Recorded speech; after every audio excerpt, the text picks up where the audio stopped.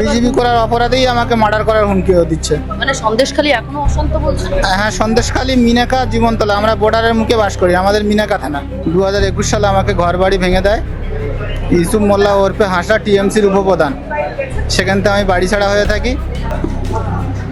20 তারিখ থেকে আমার ফের মার্ডারের হুমকি দিচ্ছে কে আমাকে। হুমকি দিচ্ছে মার্ডারের আপনার? ইউসুফ মোল্লা ওরফে হাসা, আবু বক্কর মোল্লা। কে? উনি হচ্ছে টিএমসির উপপ্রধান এবং সাধান শেখের বডিগার্ড। মুখ্যমন্ত্রী আশ্বাস দিলেও অসুবিধা নেই, ওদের অ্যারেস্ট হবে, আইনত শাস্তি পাবে। বডিগার্ড ওইতে আমাকে মার্ডার করার হুমকি দিচ্ছে। আজকে জনতার দরবারে আপনি এসেছেন, মুখ্যমন্ত্রীর সঙ্গে সাক্ষাৎ হলো আপনার? হ্যাঁ, মুখ্যমন্ত্রীর সাথে সাক্ষাৎ হলো, কথাও হলো। কি অভিযোগ নিয়ে এসেছেন? আমি অভিযোগ নিয়ে এসেছি, 2021 সালে আমাকে ঘর বাড়ি ভেঙে দেয় ইউসুফ মোল্লা ওরফে হাসা, টিএমসির উপপ্রধান। সেখান থেকে আমি বাড়ি ছাড়া হয়ে থাকি। মাজায় পড়ে একবার আমাকে তেঁতুলবেড়িয়া গ্রাম থেকে তুলে নিয়ে সরবেড়িয়া সাধান শেখের ইট ভাটায় নিয়ে আমার 8 বিঘে বোরগা জমি আমার কাছ থেকে জোর পূর্বে 99 বছরের লিখে নেওয়ার পরে আমি তারপরে আমাকে বাড়ি ছাড়া আমাকে খুঁজে বেড়াচ্ছে, পেলে মার্ডার করে দেবে। আমাদের যে বর্তমান প্রার্থী আছে তিনি 5 তারিখে আমাকে বাড়িতে তুলে দিয়েছে। আমরা জেতার পরে তারপরে বাড়িতে ছিলাম। 17 তারিখে মিনেকা থানায় কমপ্লেন করেছি, ইউসুফ মোল্লা ওরফে হাসা, আবু বক্কর মোল্লা, ওদের গ্যাং। তারপরে 20 তারিখ থেকে আমার ফের মার্ডারের হুমকি দিচ্ছে কে আমাকে। হুমকি দিচ্ছে মার্ডারের আপনার? ইউসুফ মোল্লা ওরফে হাসা, আবু বক্কর মোল্লা। কে? উনি হচ্ছে টিএমসির উপপ্রধান এবং সাধান শেখের বডিগার্ড। আচ্ছা। আর শাহজাহান শেখ তো এখন জেলে, তাহলে তারও দাপট রয়েছে আপনার?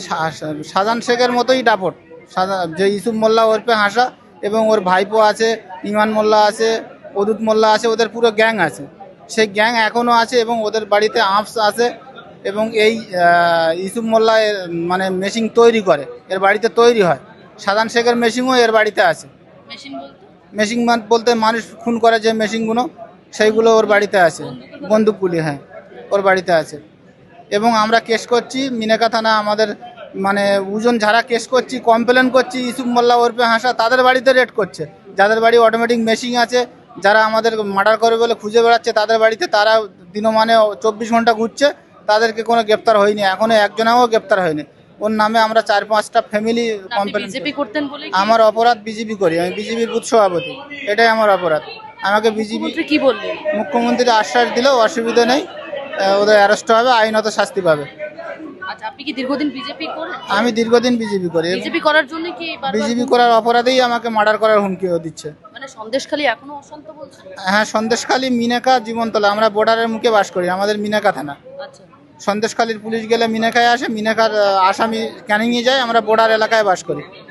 এবং আমাদের এখনও পর্যন্ত আমার খুব ভয় হচ্ছে, আমি এই যে মিডিয়া হচ্ছে, ওরা দেখলে আমাকে মনে হচ্ছে মার্ডার করে দেবে। আমি খুব ভয় পাচ্ছি। মুখ্যমন্ত্রী কি বললেন? মুখ্যমন্ত্রী আশ্বাস দিয়েছে, আমি শান্তি পেয়েছি। মুখ্যমন্ত্রী আশ্বাস দিয়েছে যে এর ব্যবস্থা করা হবে।